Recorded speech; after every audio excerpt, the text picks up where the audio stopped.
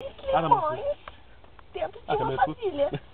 Corte com faca sem ponta. Tá, vai um pouquinho pra trás, vai tirar só falta da faca, né? Olha o Raul correndo, Ah, eu botei a mão na boca, não. Tava pegando as minhocas. Ah, mas que delícia. Olha que cara de psicopata que sai na boca.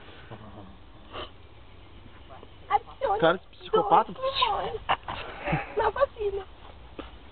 Eu vou matar um peixe aqui. Yupi! Outro pode pegar um açúcar pra nós lá, Quer? um açúcar. Não, até. Exploração. Para junto lá, meu. Quer pegar na cara, cara.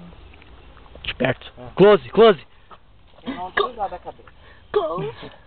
Não, eu já peguei 2 vezes. Tá bom, não. É só pegar um cará, matar ele, picar e fazer isso. Ó, o Vinícius a meia hora tentando pescar. E o Vinícius ali... O Raul parou 2 vezes na frente do açude e ia 2 peixes. A gente tá aqui há mais ou menos 1 hora e ninguém pegou nada. Eu peguei algumas algas já. Formel. O Vinícius só tá com uma cobra enrolada na barriga lá. Pegou. É uma cruzeira. É uma jiboia que ele tá na barriga ali. Voltamos daqui a pouco com mais informativo, direto da Pesca e Companhia.